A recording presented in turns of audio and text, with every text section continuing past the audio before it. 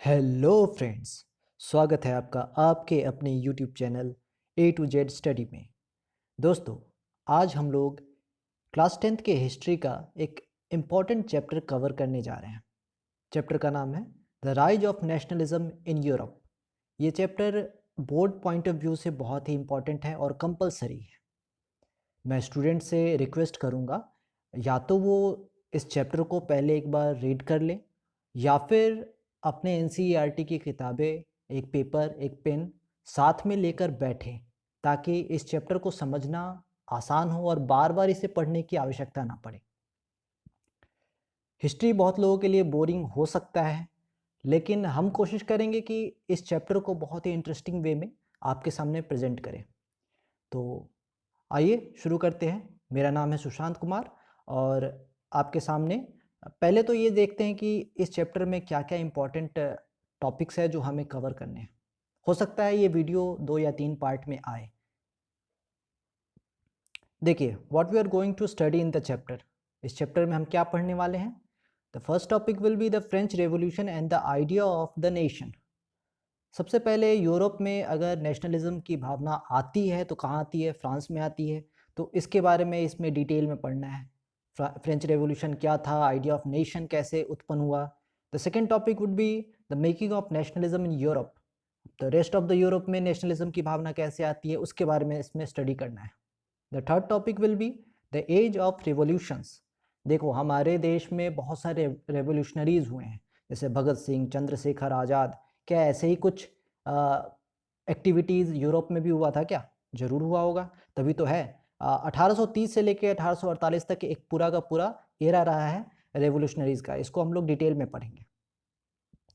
Next topic will be the making of Germany and Italy. Germany और Italy उसके बाद कैसे बनता है, नेशन स्टेट बनता है, इसको पढ़ेंगे। उसके बाद the visualising the nation. The next topic nationalism and imperialism. तो इतने सारे टॉपिक है जो इस चैप्टर में हम सिलसिलेवार ढंग से कवर करेंगे, ताकि बोर्ड पॉइंट ऑफ व्यू से हम कहीं से भी पीछे ना रहें। चलिए शुरू करते हैं। देखो, आपके एनसीईआरटी के किताब में जो सबसे पहला पेज आप पलटोगे तो उसमें एक फिगर आएगा, एक पिक्चर आएगा। और इस पिक्चर को एक बहुत ही महान और इम्पोर्टेंट शख्स ने बनाया है, और उस शख्स का नाम है फ्रेडरिक सोरियू। ये 1848 में इन्होंने, ये एक फ्रेंच आर्टिस्ट थे जिन्होंने इस फिगर को पेंट किया था। क्या है इस फिगर में?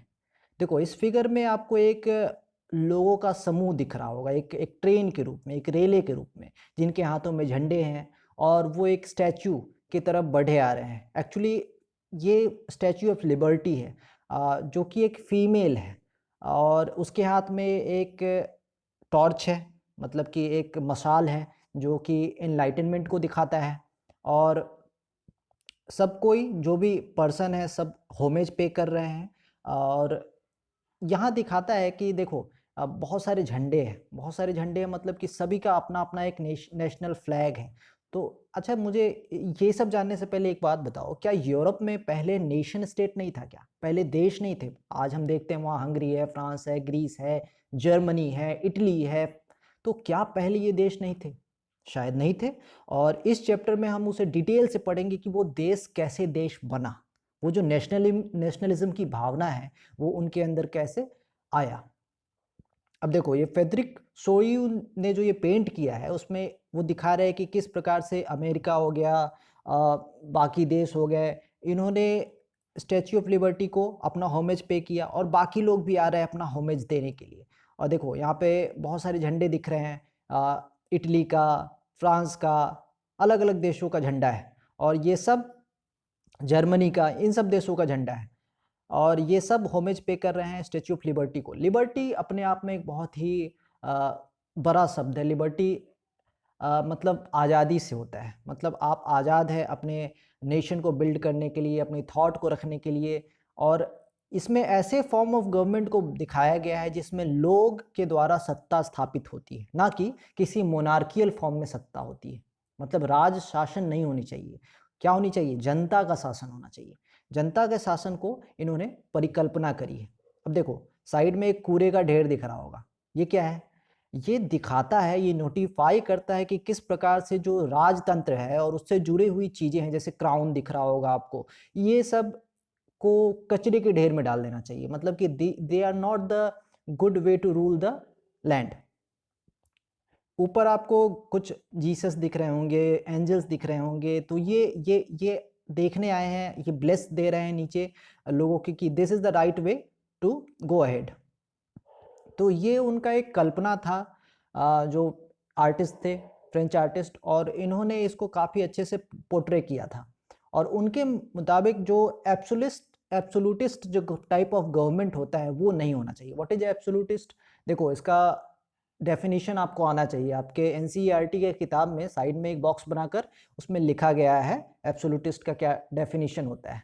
लिटरली ए गवर्नमेंट और system of rule that has no restraint on the power exercised। मतलब कि उसको अपने पावर पे कोई रिस्ट्रेन नहीं है, उसको कोई उस अंकुश नहीं लगा सकता, जो मन करे वो करे। ठीक है, तो इस तरह का गवर्नमेंट पहले हुआ करता था और इसको हटाने की बात करते हैं। ठीक है, अब देखो, तो इन्होंने जो पेंट किया है, it is a type of utopian version. What is the utopian version? Utopian means जो चीज़ बियॉन्ड इमेजिनेशन है, जो चीज़ बहुत ही ज़्यादा खूबसूरत है, उसको यूटोपियन कहते हैं। ठीक है, तो अभी देखो कि यहाँ लोग खुद ही आ रहे हैं, अपने अपने नेशन को बिल्ड कर रहे हैं, उनके अंदर एक लिबर्टी की भावना है, भगवान भी उनको, ऊपर से एंजल्स भी उनको ब्लेस कर रहे हैं। तो इस तरह की चीज़ें इतनी आसान तो होती नहीं है, तो ये तो यूटोपियन ही हो गया एक तरह से। तो इसी को यहाँ दर्शाने की कोशिश करी गई है। तो इस पूरे के पूरे चैप्टर में हम यही देखेंगे कि किस प्रकार से यूरोप के अलग अलग नेशन का जन्म होता है, एक नेशनलिज्म की भावना का जन्म होता है, और उनके अंदर किस प्रकार से एक मोनार्किल जो उनका सिचुएशन था, जो रूलिंग की रूल करने का तरीका जो पहले मोनार्कियल हुआ करता था, उसके बाद कैसे ये मोनार्कियल से पीपल्स गवर्नमेंट की तरफ आता है। चलिए, इसी को हम आगे देखेंगे। तो फर्स्ट थिंग फर्स्ट, जो हमारा पहला टॉपिक था डेट इज फ्रेंच रेवोल्यूशन के बारे में था। तो हम पहले फ्रांस की क्रांति और उससे जुड़े हुए चीज़ों को पढ़ेंगे। देखो, यूरोप में जो सबसे पहला क्रांति कहीं हुआ था या कहीं शुरुआत हुआ था, तो वो यूरोप में हुआ। यूरोप में हुआ था, लेकिन यूरोप में कहाँ पे? तो यूरोप में फ्रांस में। ठीक है, और कब हुआ था? तो 19वीं सदी में। इससे पहले क्या था? इससे पहले राजा हुआ करते थे और उनकी सत्ता थी, उनका आधिपत्य था, जो मन करता था वो करते थे। एब्सोल्यूटिस्ट टाइप ऑफ गवर्नमेंट चलता था पहले। ऑटोवन एम्पायर राज किया करता था फ्रांस पे, और एक अच्छा खासा स्ट्रगल के बाद फ्रांस में रेवोल्यूशन आता है। अच्छा, ये जो अच्छा खासा स्ट्रगल है, ये हम 9th क्लास में पहले ही देख चुके हैं, तो इससे आगे हम लीड करेंगे यहाँ पे। तो ठीक है, तो French Revolution and the idea of nation, ये आपको कब आया? ये आया आपको 1789 में। ठीक है, 1789 में फ्रांस का रेवोल्यूशन होता है, और इससे नेशनलिज्म की भावना आती है फ्रेंच पीपल्स के अंदर। अब देखो, ऐसे तो नेशनलिज्म की भावना नहीं आएगी, कुछ चीज़ें हैं जो वहाँ के लोगों को करना पड़ेगा। किसको करना पड़ेगा? जो रेवोल्यूशनरीज थे, जिन्होंने रेवोल्यूशन को लीड किया था, उन्होंने कुछ चीज़ों को सामने रखा ताकि लोगों के अंदर एक नेशन बिल्डिंग की भावना, एक सेंस ऑफ कॉमननेस की भावना उत्पन्न हो सके। तो उसी में जो पहला पॉइंट है, that is idea of la patrie and le citoyen. ये क्या है? देखो, ये फ्रेंच वर्ड है और सुनने में थोड़ा अजीब लग रहा होगा। ला पात्रे का मतलब होता है द फादरलैंड, और ली सिटियन का मतलब होता है सिटीजन।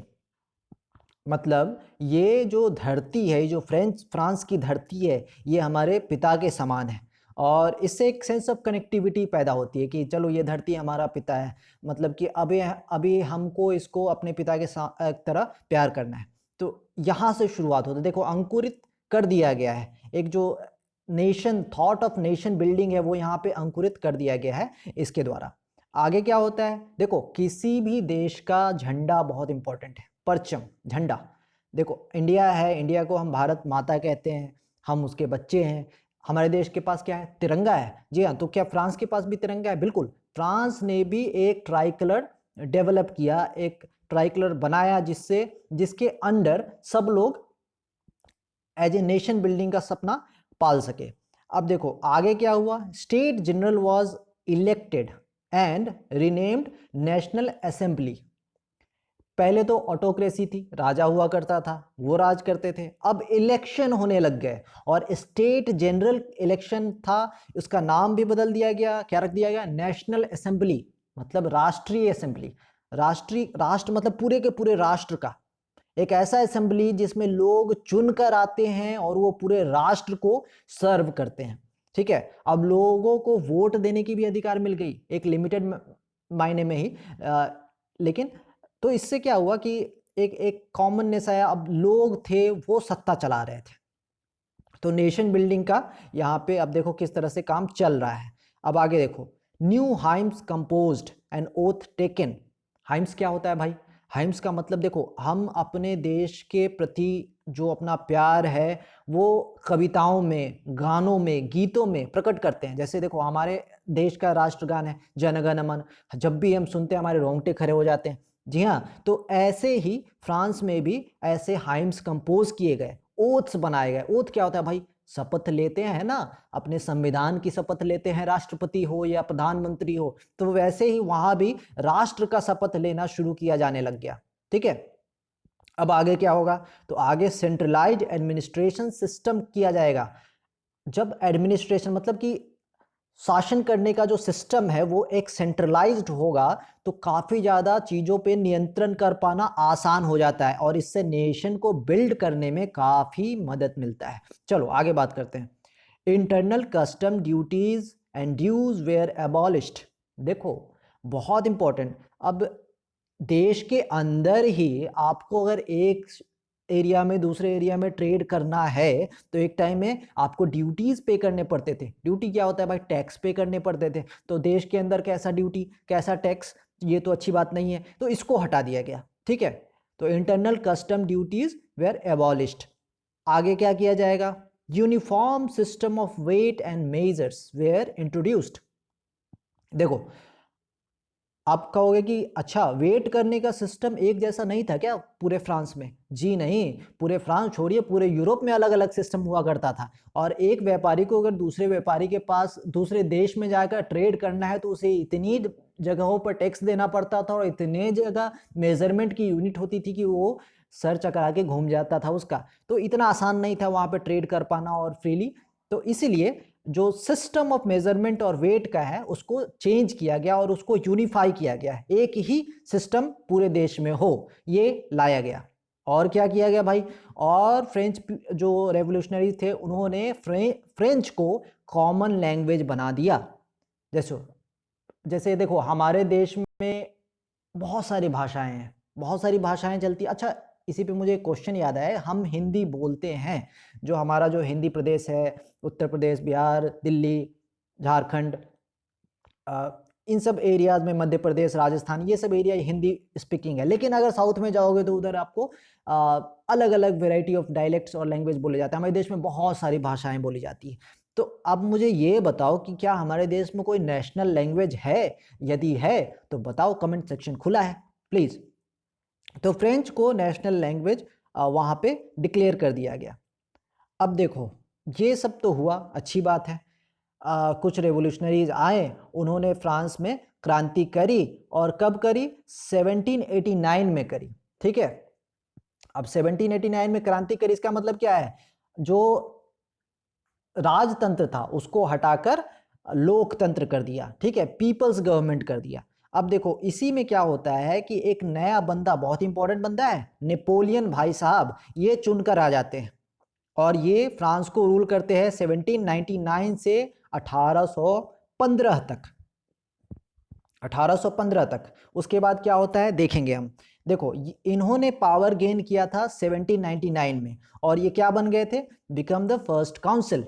फर्स्ट काउंसिल, अब ये फर्स्ट काउंसिल बने, पावरफुल बने। इन्होंने कुछ अच्छे काम किए, कुछ बुरे काम किए, इसको हम देखेंगे। देखो, 1804, 1804, ये बहुत ही इंपॉर्टेंट साल है। इसमें नेपोलियन ने एक सिविल कोड लाया, इसको बोलते हैं सिविल कोड ऑफ 1804 और नेपोलियन कोड भी बोलते हैं इसे। देखो, ये आपके बोर्ड पॉइंट ऑफ व्यू से बहुत इंपॉर्टेंट है, इसको अच्छे से करेंगे। क्या था ये नेपोलियन कोड? देखो, इसमें नेपोलियन ने कुछ चीजों को जो बुरी थी उसको हटा दिया और कुछ चीजें जो नहीं होनी चाहिए थी उसे भी ला दिया। तो देखो उन्होंने क्या किया। जो पहला चीज उन्होंने चेंज किया था that is equality before the law was established. मतलब कि कानून के नजर में भैया हर कोई एक समान है, चाहे वो राजा हो, चाहे वो रंक हो, चाहे वो अमीर हो, चाहे वो गरीब हो, हर कोई कानून के नजर में एक समान है। अच्छा एक बात बताओ, हमारे देश में ये चीज फंडामेंटल ड्यूटीज में रखी गई है, तो उस आर्टिकल का नाम बताओ जिसमें फंडामेंटल उस फंडामेंटल आर्टिकल का नाम बताओ जिसमें कि ये बात कही गई है। चलो अगला जो इंपॉर्टेंट पॉइंट है that is the secured the right to property. जी हाँ, प्रॉपर्टी रखने का अधिकार सबको हो गया। पहले क्या थे, पहले सिर्फ जो सामंतवादी लोग थे, जो अमीर लोग थे, जो लैंडलॉर्ड थे, उनके पास ही प्रॉपर्टी होती थी, और जो गरीब थे, पीजेंट्स थे, वो तो भाई गरीब ही है, उनके पास क्या प्रॉपर्टी। ठीक है, तो ये चीजें हैं। अब राइट टू प्रॉपर्टी कर दिया गया। अच्छा इसी पे मुझे एक सवाल याद आ गया। अब ये बताओ कि हमारा जो फंडामेंटल जो हमें राइट्स मिले हैं उसमें क्या राइट टू प्रॉपर्टी है? यदि है तो बताओ, नहीं है तो बताओ। चलो आगे बात करते हैं। Simplified administrative system. देखो जो प्रशासन करने का सिस्टम है, जो शासन करने का सिस्टम है, उसको काफ़ी सिंप्लीफाई किया गया। पहले बहुत ही जटिल प्रक्रिया होती थी एडमिनिस्ट्रेशन करने का, और इससे एडमिनिस्टर करना किसी रीजन पे थोड़ा मुश्किल था, और अब थोड़ा उसको आसान करने की कोशिश करी गई। किसके द्वारा? नेपोलियन के द्वारा। अब देखो और क्या करेंगे ये भाई साहब फ्यूडल सिस्टम को एबॉलिश कर देंगे। फ्यूडल सिस्टम क्या होता है भाई? फ्यूडल सिस्टम का मतलब होता है सामंतवाद। मतलब कि कुछ लैंडलॉर्ड हैं, कुछ अच्छे फैमिली है जो बहुत ही ज़्यादा रॉयल हैं, उनके द्वारा जब देश के सिस्टम को गवर्न किया जाए, देश की जो पॉलिसीज ड्रिवन की जाए, इसको फ्यूडल सिस्टम कहते हैं या फ्यूडलिज्म कहते हैं। और इसको इन्होंने एबॉलिश कर दिया था। अब हर कोई बराबर था तो क्यों रहे भाई, क्यों फ्यूडल। ठीक है आगे बात करते हैं। Freed peasants from serfdom. देखो पीजेंट्स जो थे, पीजेंट्स मतलब जो गरीब तबका था, जो खेतों में काम किया करते थे, जो लेबरर थे, उनको इन्होंने आज़ाद किया। किससे भाई? उनकी गुलामी से आज़ाद किया। अब वो फ्री थे अपना प्रोफेशन चुनने के लिए। ठीक है, अब आगे उन्होंने और क्या किया? Guild restrictions were removed.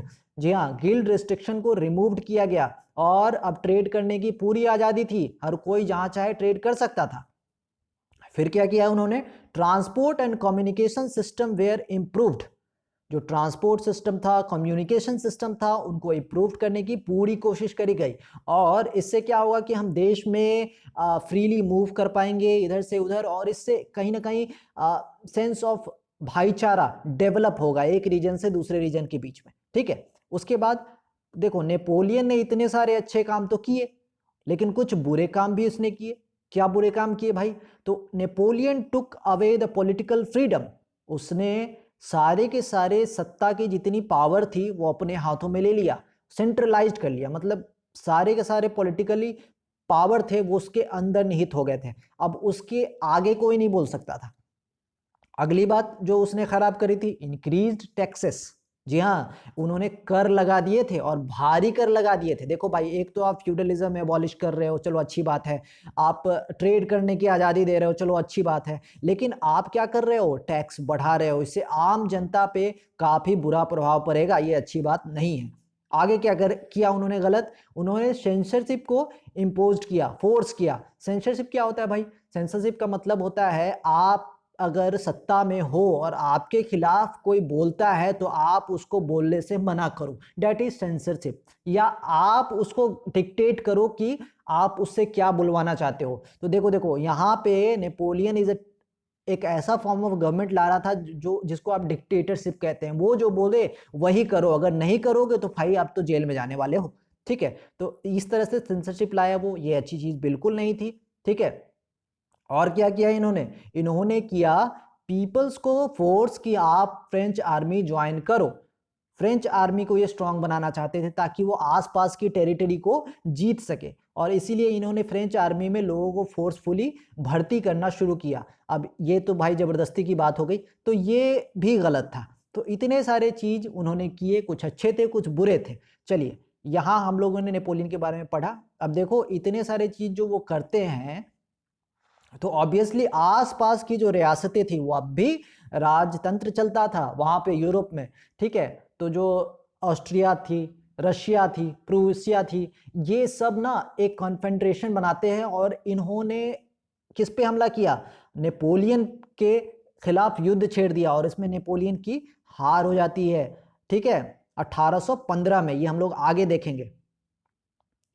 The making of nationalism in Europe आपका अगला टॉपिक है। देखो नेशनलिज्म इन यूरोप मतलब क्या? नेशनलिज्म इन यूरोप, देखो अभी हमने देखा कि फ्रांस में किस प्रकार से एक नेशन स्टेट का भावना उत्पन्न हो गया था, लेकिन फ्रांस में उत्पन्न होने के पीछे एक रेवोल्यूशन था।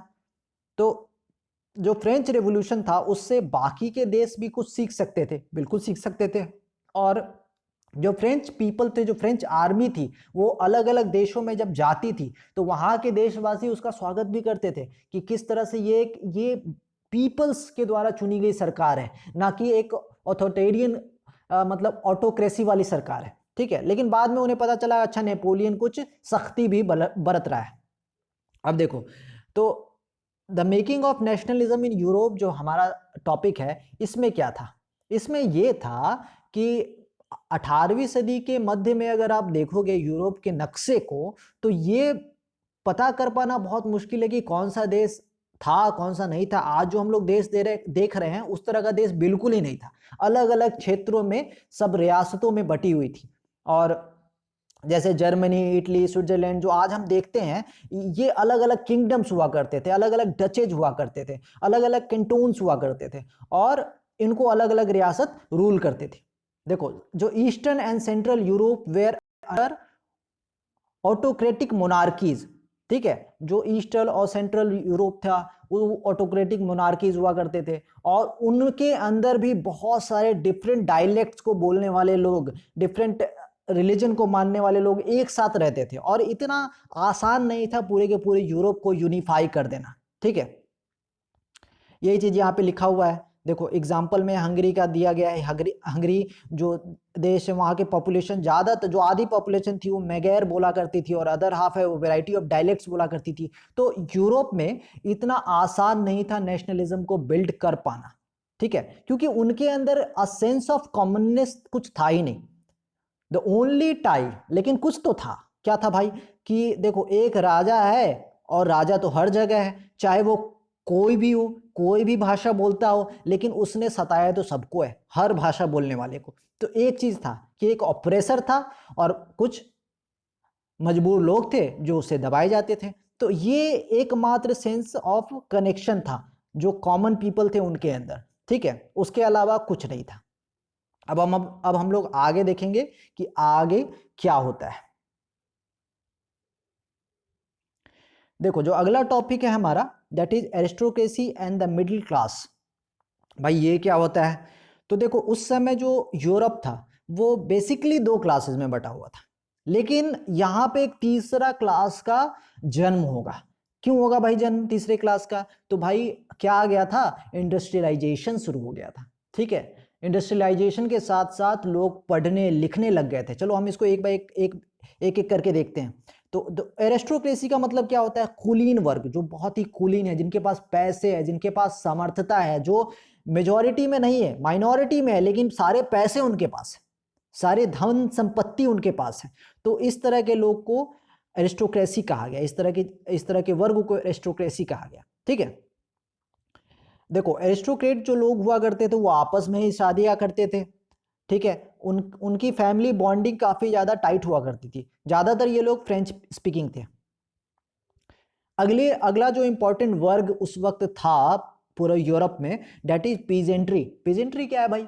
भाई गरीब लोग, जो मजदूर लोग थे, जो किसान लोग थे, जो लेबरर थे, उनको पीजेंट्री में रखा गया है।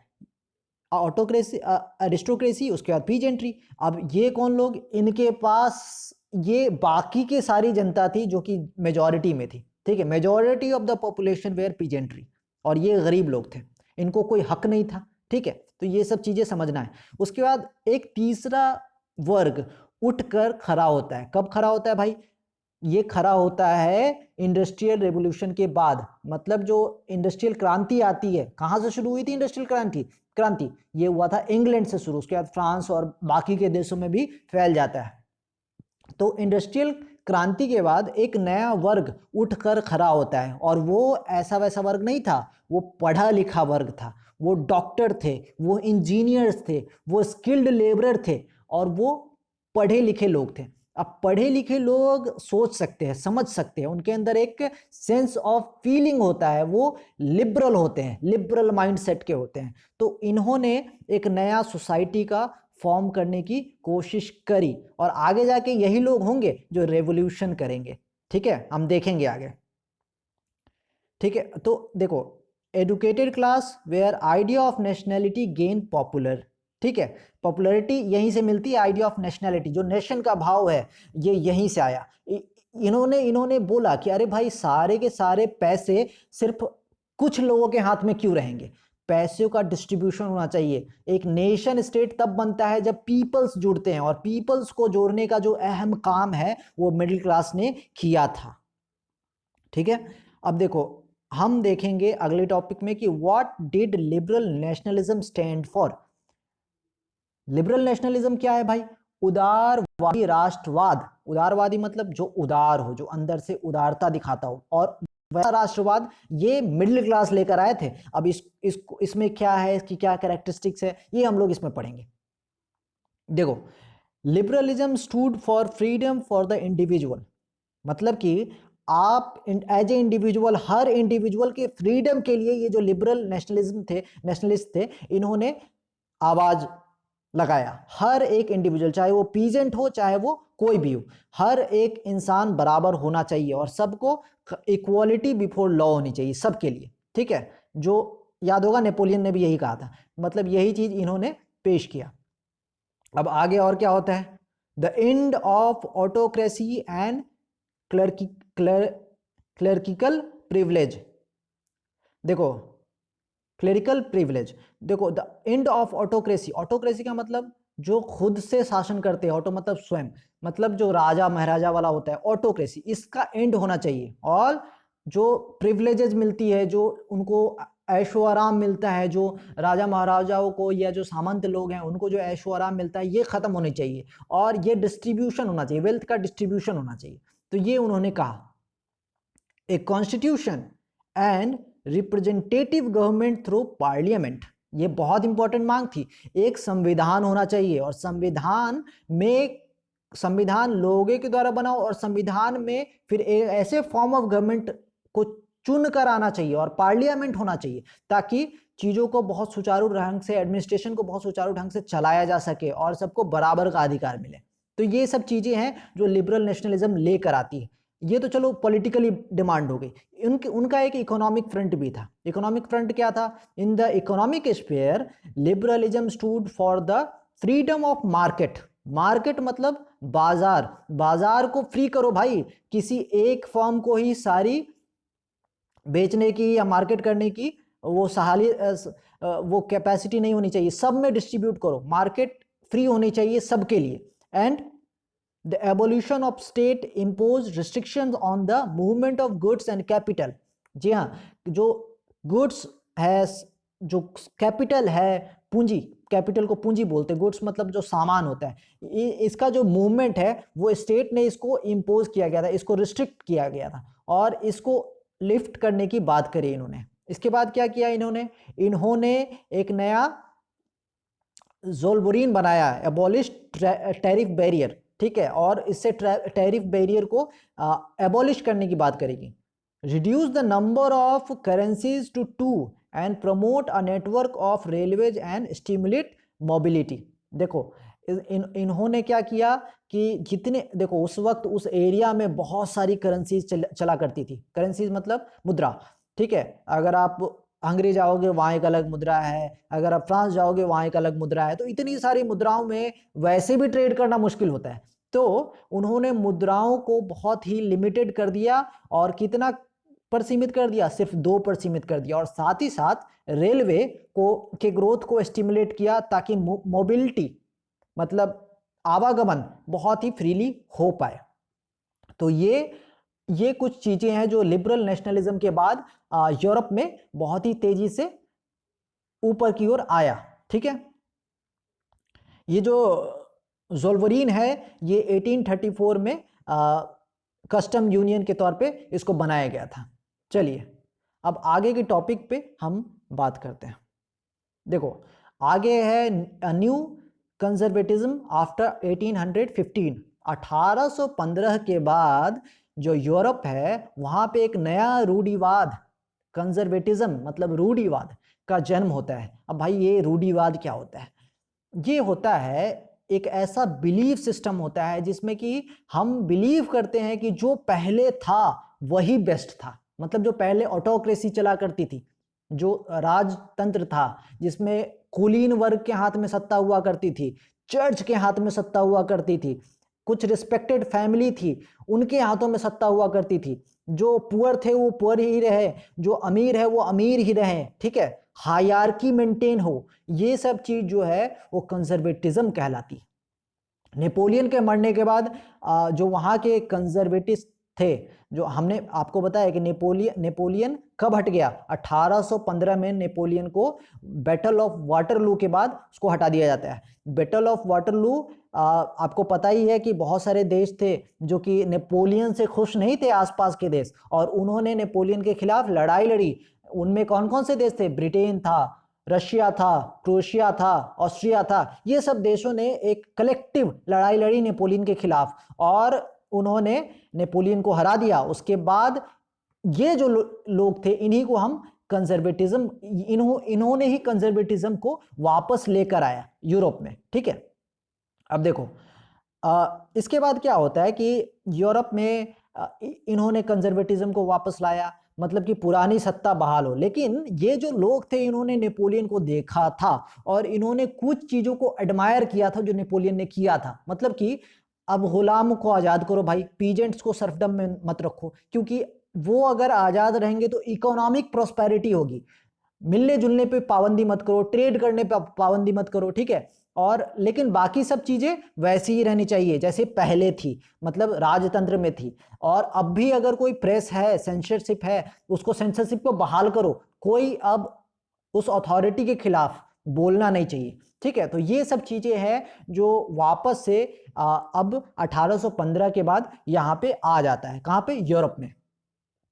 अब देखो 1815 में जब ये नेपोलियन हार जाते हैं तो फिर ये जो लोग थे जिन्होंने नेपोलियन को हराया था, इन लोगों में ब्रिटेन के लोग थे, रशिया के, पर्शिया के, प्रूशिया के, ऑस्ट्रिया के, ये लोगों ने एक कॉन्फ्रेंटेशन किया। ठीक है, एक मीटिंग करी और ये मीटिंग कहाँ हुई थी? वियना में हुई थी। और यहां से आता है ट्रीटी ऑफ वियना।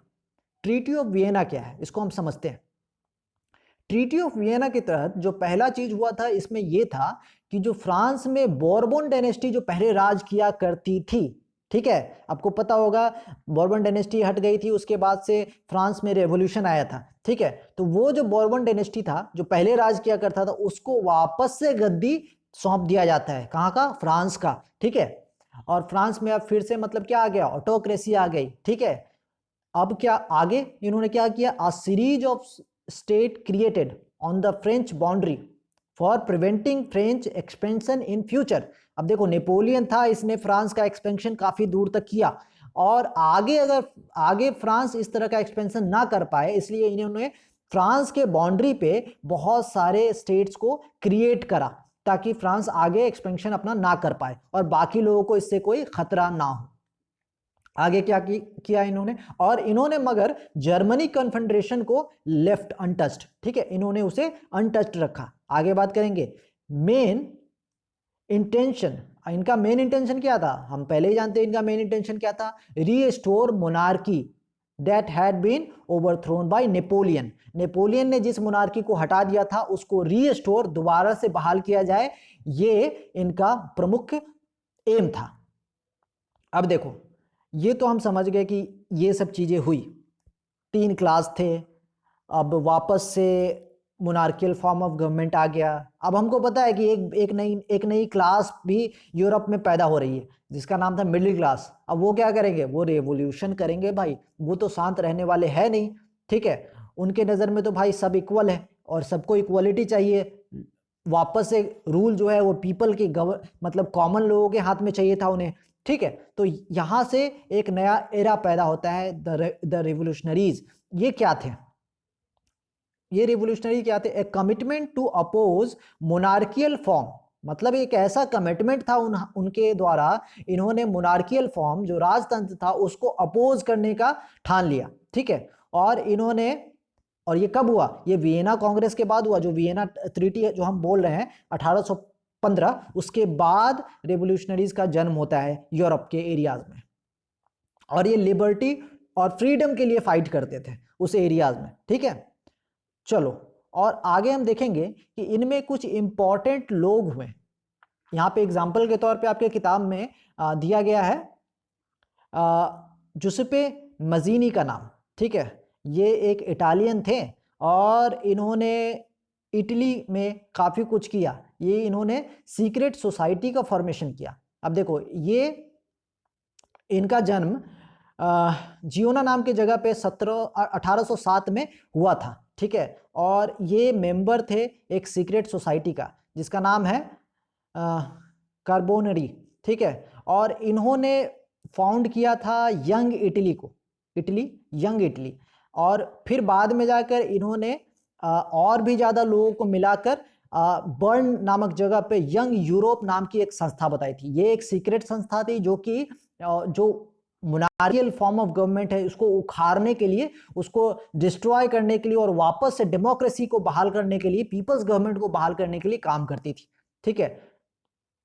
तो ये कुछ इंपॉर्टेंट उनकी कारनामे थे। अच्छा देखो, इनका साथ और लोगों ने भी दिया। अब ये अकेले तो थे नहीं, इनका साथ देने के लिए बाकी लोग भी अलग अलग जगहों से, एक लाइक माइंडेड लोगों का एक पूरा का पूरा टीम था जिसमें लोग पोलैंड से, फ्रांस से, इटली से, जर्मनी से, हर जगह से लोग थे। वो लाइक माइंडेड लोग थे और वो मजीनी के बिलीव को, मजीनी का जो स्ट्रगल था उसको सपोर्ट करते थे, ठीक है।